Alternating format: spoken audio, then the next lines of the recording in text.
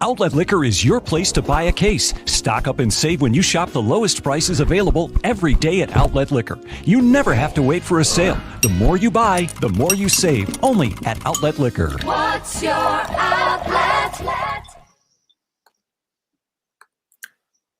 Folks, happy Saturday. Welcome to a brand new episode of Degenerate Danger Zone, sponsored by New York's only Outlet Liquor. When you need to stock up, it's the place to buy a case. We got Slick L, we got Ty B.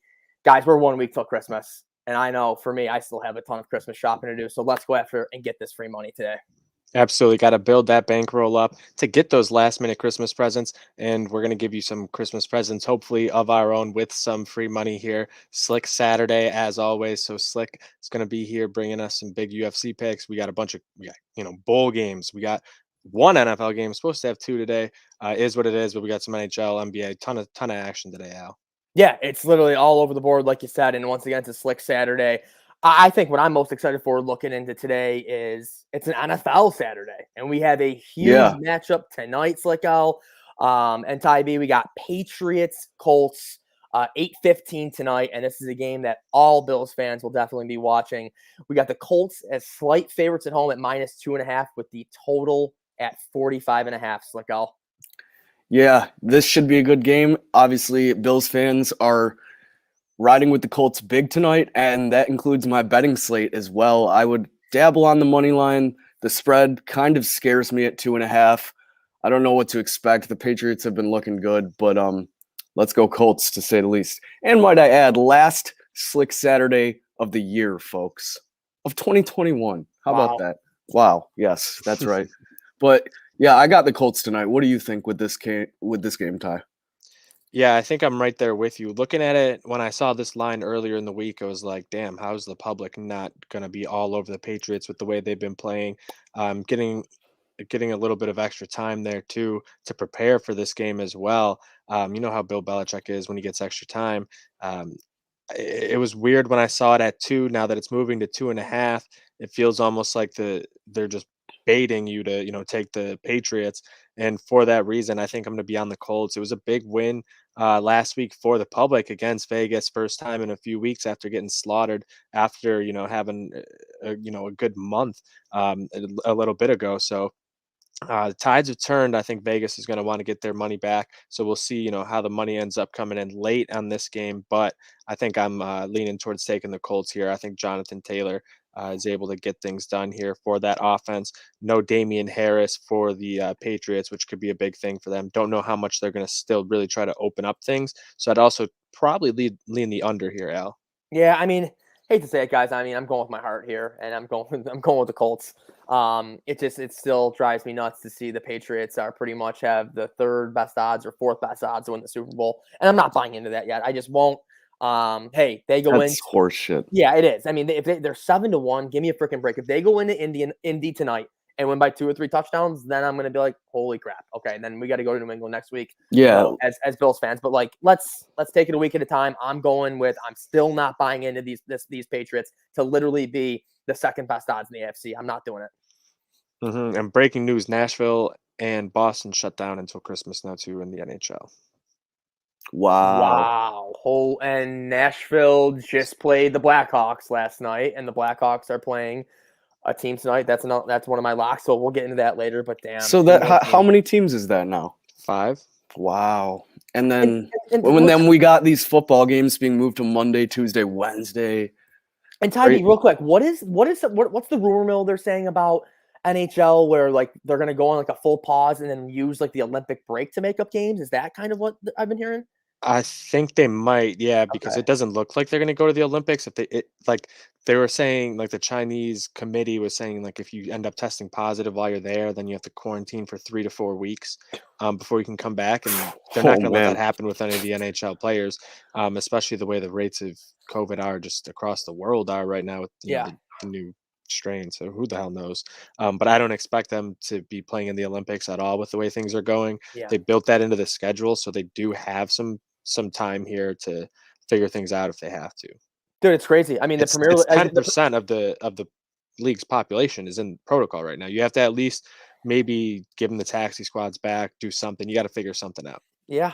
I was looking at the Premier League slate today too. I think 5 out of 6 games got canceled. Yep. Did Arsenal play today at 12:30? Mm-hmm. Oh, okay, so that was the one game that stayed. It's I just believe crazy. so. Like you said, it's worldwide. It's affecting all sports. Yeah, like you said, in every different country, it's definitely a crazy time. But you have to take COVID into effect when you're betting teams, and that's something that I'm doing here tonight. If we want to shift it over real quick, into the NHL, one of the plays that I'm looking at tonight, you have like we said, the Predators played the Chicago Blackhawks last night. Blackhawks lost in OT. They got to go on a back-to-back into Dallas, a team where Dallas won 7 in a row, has now lost 5 games in a row. And Dallas is home tonight in kind of a must-win situation against a team who just played Nashville, who's now out for COVID. I love Dallas tonight in regulation. This kind of, it's so crazy to me that you can be minus 195, including overtime, and then you're only minus 118 in regulation. So give me Dallas pretty much close to a pick 'em in regulation as my NHL play of the night.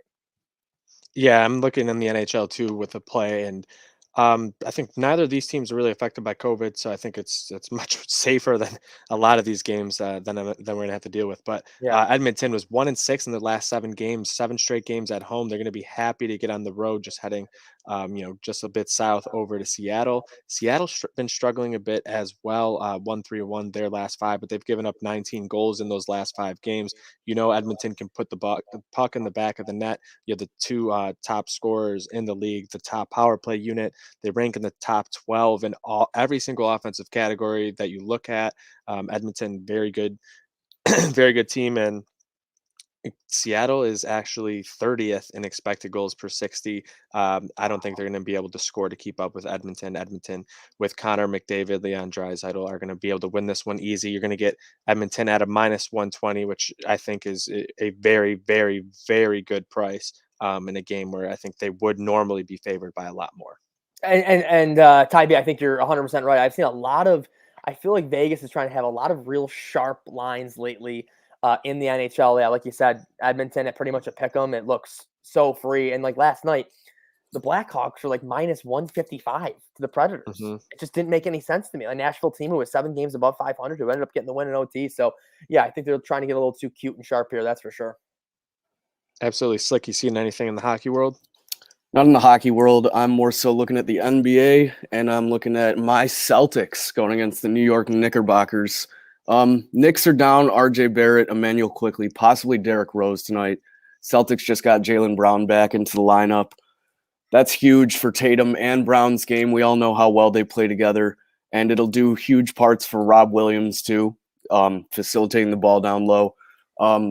Celtics minus 5.5. Freaking give it to me. The Knicks have been cold lately. Only 1 win in the last 5 games. Celtics at home. I love minus 5.5. Yep, absolutely. That's a good play right there. It's like COVID affecting the NBA as well. So that's another thing you got to continue to look out 100%. for. Make sure you're checking those lineups. I mean, we saw the Celtics, who they signed today. Is it like Justin Johnson or one of Yes, those I believe guys? so. And just, signing scrubs. G League guys. Yeah. Just to fill the roster at this point. So we're going to see that a lot. Al, anything else before we hop into the bowl games? No, I think my 2 other plays, I got college basketball and UFC, so we can move on to the bowl games. All right, so we're hop into the bowl games here. I'm looking at Eastern Michigan, Liberty. I don't think Eastern Michigan was all that good this year. The MAC was not very good this year at all. Liberty just dropped 3 games in a row, so that's the reason they're in this bowl game. And outside the top 25, they were in that contention at points with Malik Willis, who is a potential first-round talent this season.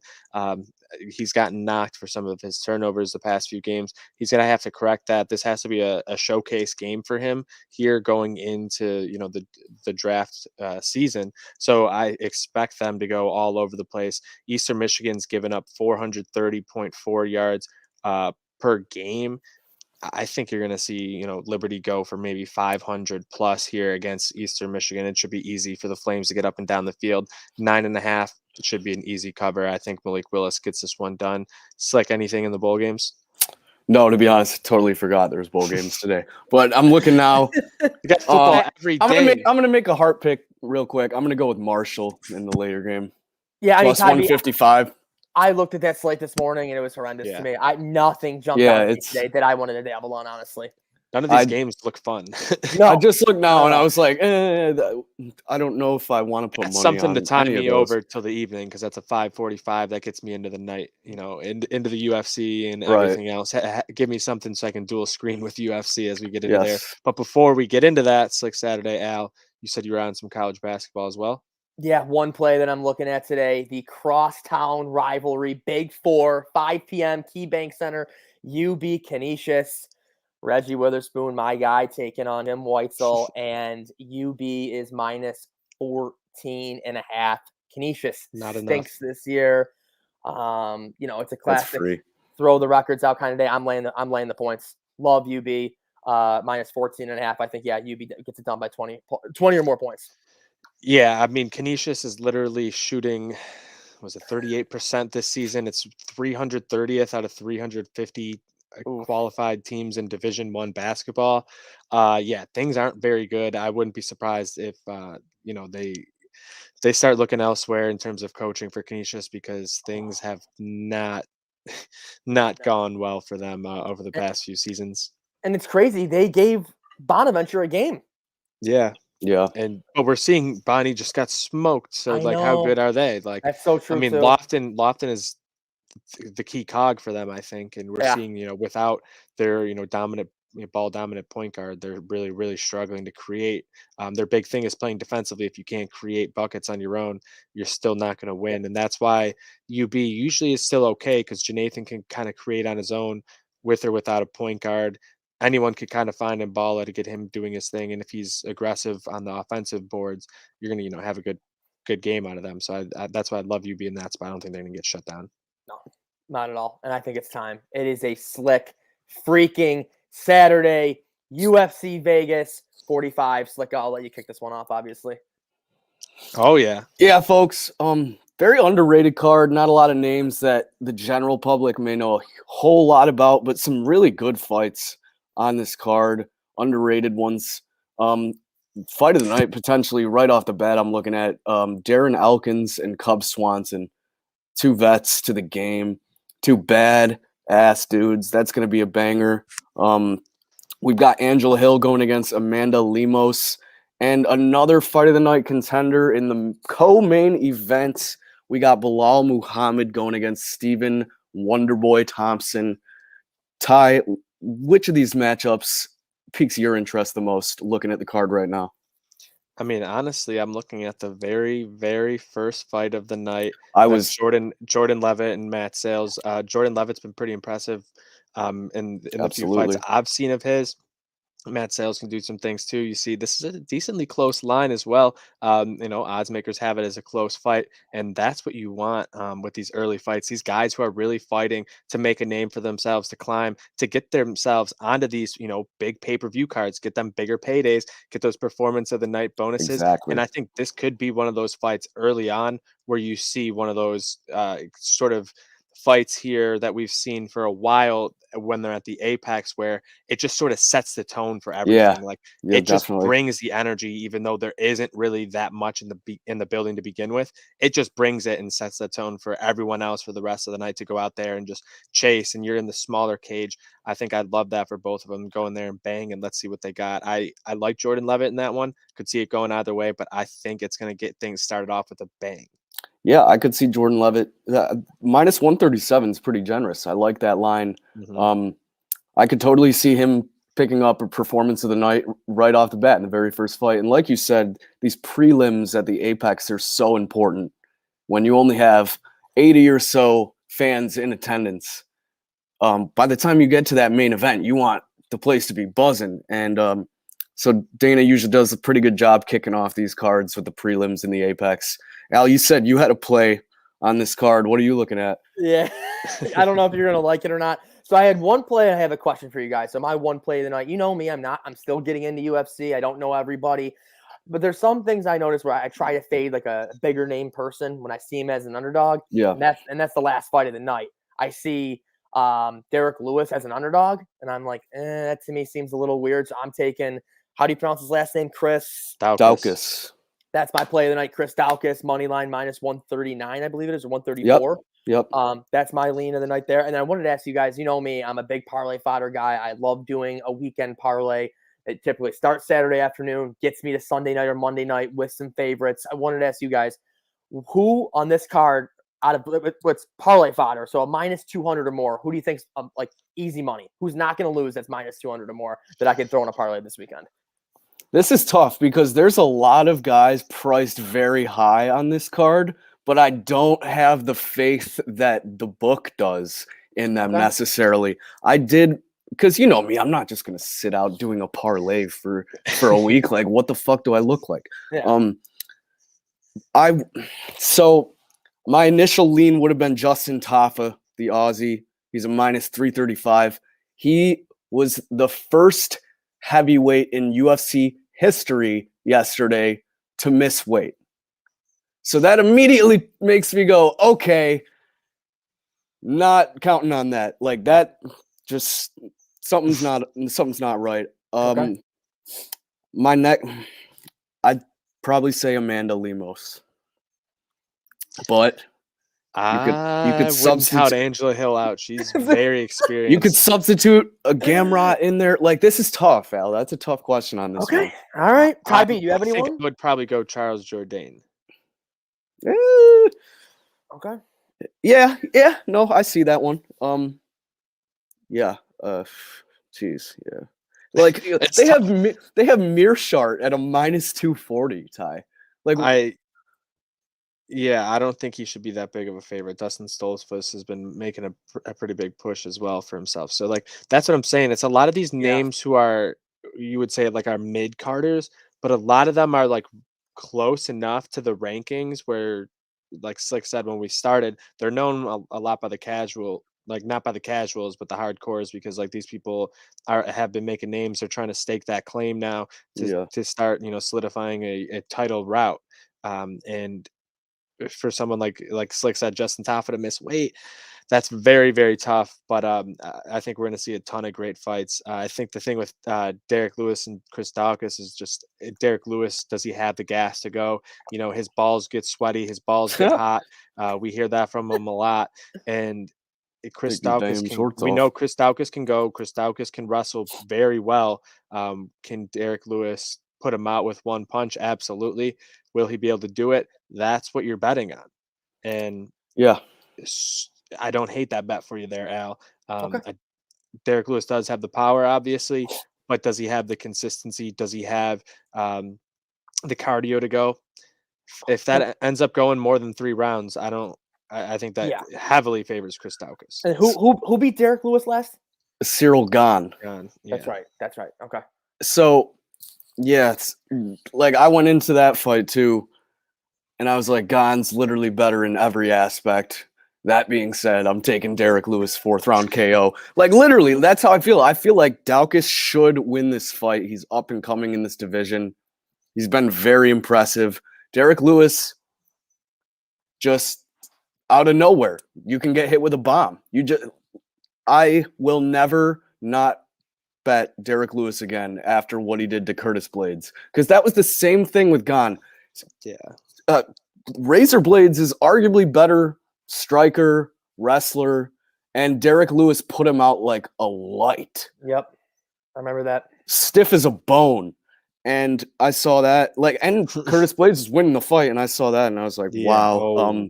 Never putting my money against this guy again. Yep.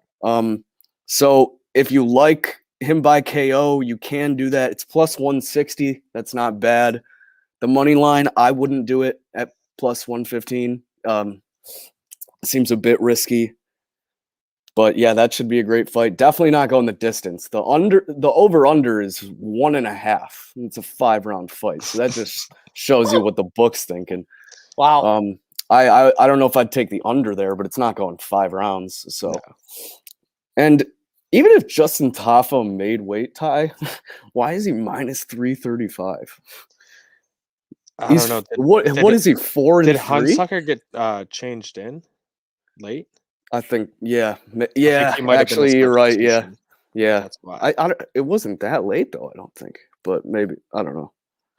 Yeah, I don't think that was the original guy, but I think that's what it was. Yeah, gotcha. Yeah, really underrated card here. Looking forward to it. Awesome. Slick Saturday. Doesn't get much better than this. Where Yeah, else would you rather be? And on DraftKings, UB has not moved to 16.5. Since we started the show Wow. till now, they've moved. They hurt us. Oh, Yeah. and we do have to touch on it, as much as maybe none of us want to. Tonight, the problem child, Jake Paul, Oh yeah. versus the chosen We can't one, bet on it in New York. Tyron Woodley 2. How we feeling, boys? What are we thinking? And Frank Gore versus Deron Williams. That might be interesting. Frank Gore is gonna beat the piss out That's of him. what I'm hoping for, dude. He's a big boy. Yeah, and he just retired, like as of this Yeah. year. So like, You see, he was I like think he's warming done. up in the mitts with his Bills jacket yeah, I on. think Darren Williams like owns some boxing gyms, but I don't know how much he's training / how many fights he's ever actually been in. It's one thing to punch some bags and to punch some mitts as opposed to actually getting punched in the face. Frank Gore was running fools' faces over at 40 years old. So And he looks in way better shape, in my opinion. But yeah, I mean he looks like a little do tank. we have a line on that fight?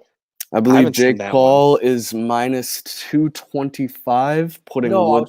I was talking about Oh, the sorry. Yeah, Oh, Frank I haven't seen it. I can look though. yeah. DraftKings right now has Paul at minus 250 and Woodley at plus 200. Yeah, that seems reasonable. Do they have It's so round? lame. Do I'm they not have watching round that. by round betting on the DraftKings? It's not actually. You might. I see the total.